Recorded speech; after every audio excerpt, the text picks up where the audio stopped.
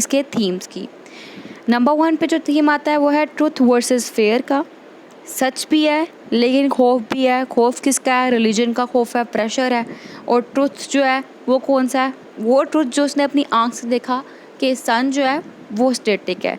जबकि फेयर किस चीज़ का है? जो चर्च है वो एक्सप्लॉइट करेगा। ये थीम जो इसके अंदर पैरेलल चल रहा है, जैसे कि लिटिल मॉन्क तो को देख लें, उसको भी फेयर किस चीज़ का है कि चर्च जो है उसको पनिश ना कर दे। और उसके अलावा क्या है? ट्रुथ क्या है? ट्रुथ उसको वही नज़र आ रहा है जो कि यहाँ पे गैलीलियो को नज़र आया। ठीक है, इसके अलावा sense of self and loyalty to others, जैसे कि गैलीलियो है वो अपने जो उसके बिलीव्स थे, अपने आइडियाज़ थे, थ्रू आउट द प्ले उनके साथ लॉयल रहा। उसको खुद पे बड़ा बिलीफ है कि दैट जो उसने कहा वो सच है।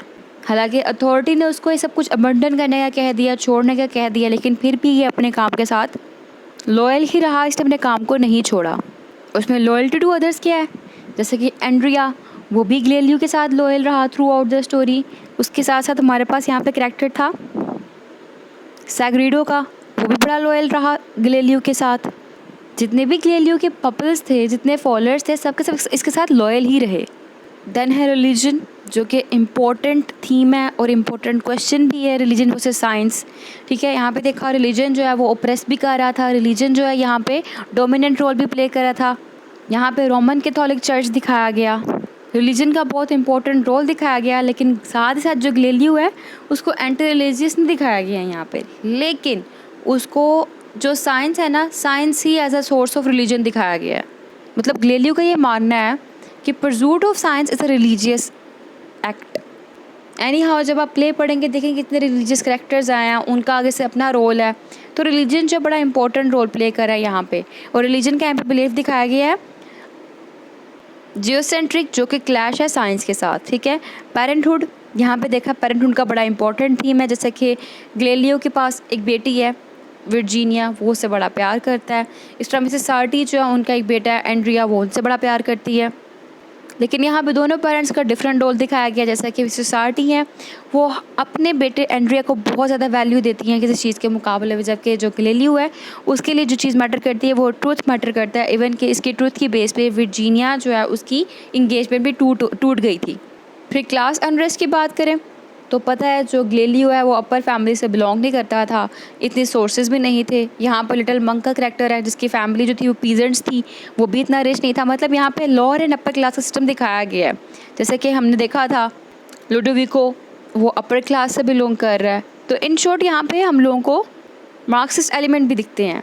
फिर है करप्शन, एक बड़ी इंपॉर्टेंट कोटेशन है गैलीलियो की, कहता है someone who does not know the truth is just thick headed, but someone who does know it and calls it a lie is a crook। मतलब यहाँ पे देखा गया है कि करप्शन कहाँ पे की जा रही है।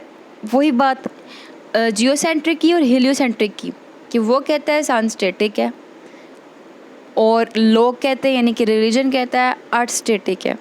अब वहाँ पे जब उसे टेलीस्कोप पे दिखाया तो लोगों को सन स्टैटिक नज़र आया, लेकिन उस चीज़ को सप्रेस कर दिया। और साथ ही साथ गैलीलियो को भी कहा कि जो अपनी रिसर्च करा उसको यहाँ पे गिव अप कर दे, क्योंकि वो रिलीजन के अगेंस्ट जा रही हैं। तो इस बात के थ्रू यहाँ पे करप्शन के थीम को हाईलाइट किया गया। फिर है लास्ट थीम जो है वो मर्टरडम का है। जैसे कि जो गैलीलियो है वो रिकेंट कर लेता है जितने भी इसके आइडियाज़ हैं, उन सबको कहता है कि मैं इसके ऊपर काम नहीं करूँगा पनिशमेंट से बचने के लिए। मरने की बजाय इसने अपनी लाइफ को प्रेफर किया। और जो सेक्रीफाइस इसने यहाँ पे बनाया था वही सेक्रीफाइस था कि इसने अपने आप को लाइफ टाइम एग्जाइल होता है ना, सॉरी लाइफ टाइम इम्प्रिजन करना, इसने उसको प्रेफर किया, मींस अपने आप को इम्प्रिजन करवा लिया। ठीक है, लेकिन वहाँ पे इसने अपना काम चोरी चोरी कंटिन्यू रखा। अब एंड्रिया को इस चीज़ ने बड़ा तकलीफ़ दिया था कि ये गैलीलियो सच बोलते बोलते मर्डर होने की बजाय अपनी जान बचाते बचाते इम्प्रिजेंट हो गया, जबकि रियलिटी कुछ और थी। वो ये थी कि इम्प्रिजेंट हुआ ताकि अपने काम को कंटिन्यू रख सके। ठीक है, तो ये इसके थीम्स थे। अब हम बात कर लेते हैं सिंबल्स की।